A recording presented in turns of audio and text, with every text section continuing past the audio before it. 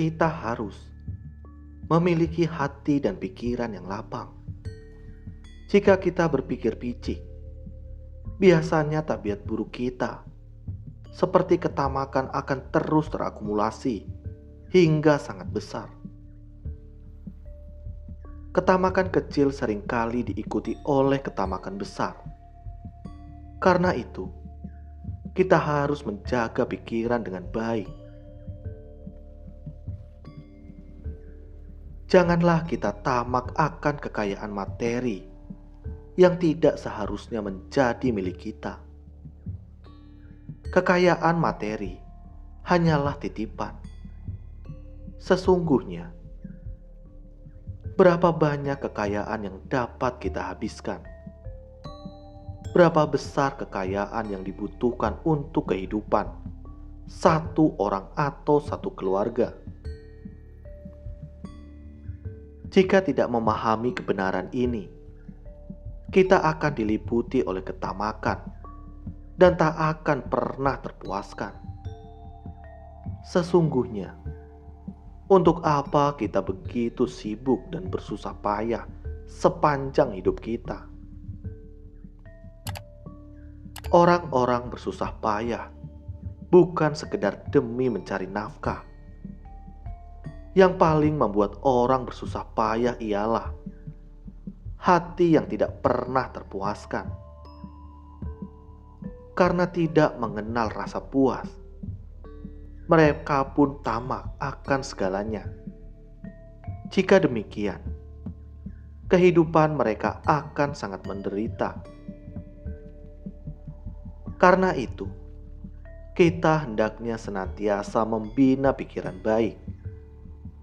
Kita harus mengendalikan diri dalam keseharian agar tidak menggunakan atau menginginkan sesuatu yang bukan milik kita.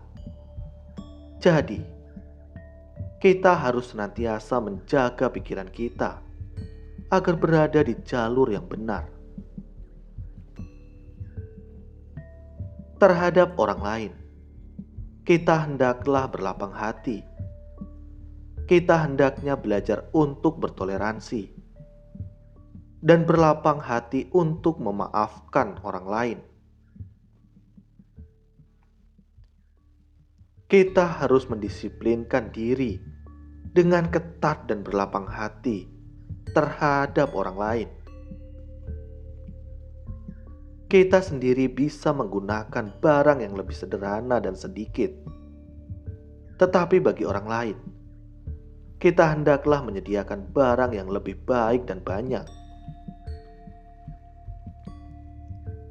Dengan berlapang hati terhadap orang lain dan ketat terhadap diri sendiri, kita tentu tidak akan melanggar aturan apapun. Jadi, kita harus senantiasa membina pikiran baik dan kelapangan hati. Jika bisa demikian, secara alami hidup kita akan damai dan tenang setiap hari. Manipulasi timbangan.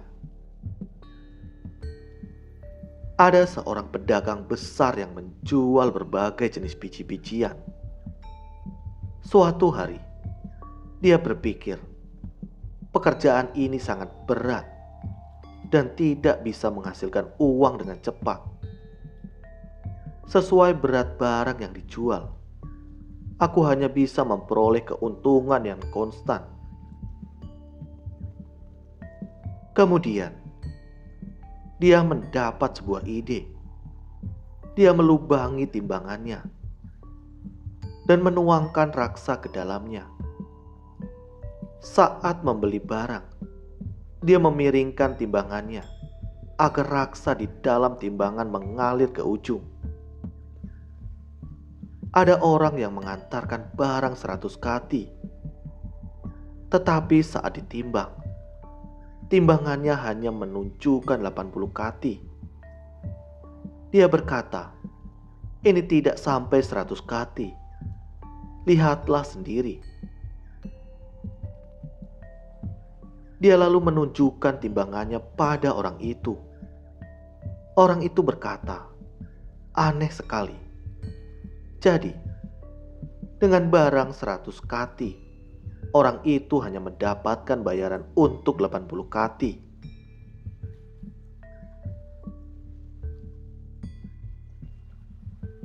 Saat menjual barang, dia mengarahkan raksanya mengalir ke pangkalan, sehingga pangkalannya menjadi lebih berat.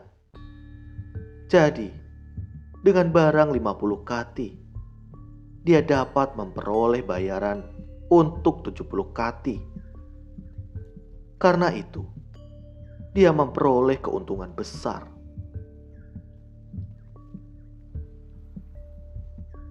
Hingga berusia lanjut dan sekarat, dia memanggil putranya dan berkata, "Sesungguhnya ada sebuah rahasia yang membuatku bisa menghasilkan begitu banyak uang."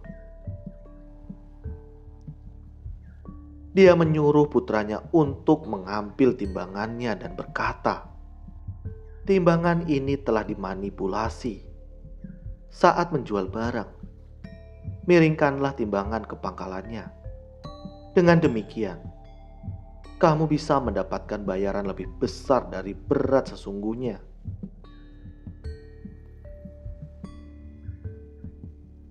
Kamu harus menguasai trik ini.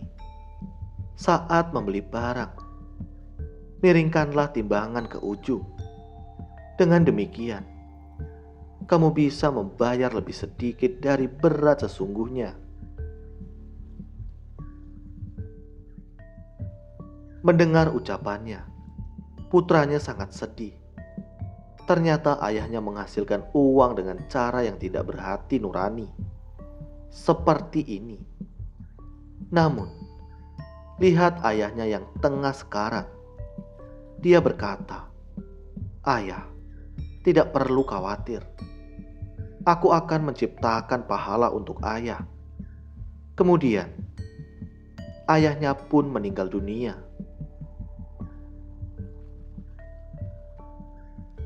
Dia mengundang banyak biksu untuk mengadakan upacara bagi ayahnya.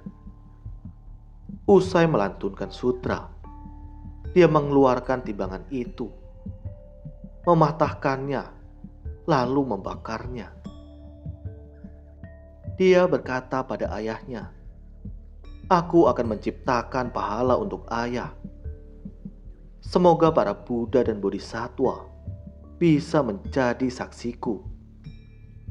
Mulai sekarang, aku akan melakukannya yang sebaliknya untuk menebus kesalahan masa lalu ayahku." Saat dia membakar timbangan itu, tiba-tiba dua asap hitam melesat ke langit.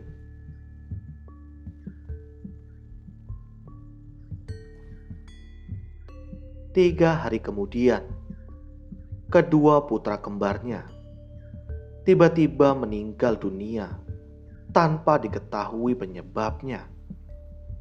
Dia merasa sangat sedih. Pada malam itu, dia bermimpi. Seorang pria tua berambut putih berkata padanya, "Semula, karma buruk ayahmu sangat berat, dan kamu yang akan menerima buah karmanya. Kedua putramu itu datang untuk menaburkan harta kekayaanmu. Kini kamu telah berikrar untuk mengikis semua karma buruk ayahmu, sehingga langit memanggil kembali kedua putramu.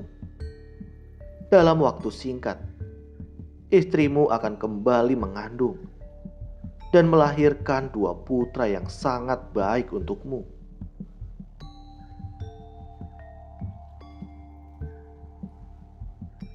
Tidak lama kemudian, istrinya sungguh mengandung dan terlahirkan dua anak kembar. Kedua anak ini sangat patuh dan pintar. Setelah tumbuh dewasa, kedua anak ini pergi ke ibu kota untuk mengikuti ujian. Mereka berdua memperoleh nilai tertinggi. Jadi, tamak akan milik orang lain, mungkin akan mendatangkan buah karma buruk bagi generasi penerus kita. Karena itu, kita hendaknya senantiasa membina kelapangan hati.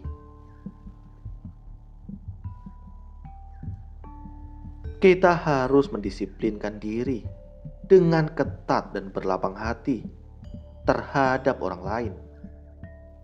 Pikiran dapat membuat kita melakukan kebaikan, juga dapat membuat kita melakukan kejahatan. Jadi, kebaikan dan kejahatan hanya dibatasi oleh satu garis tipis. Karena itu, kita harus senantiasa lebih bersungguh hati. Terima kasih. Semoga bermanfaat.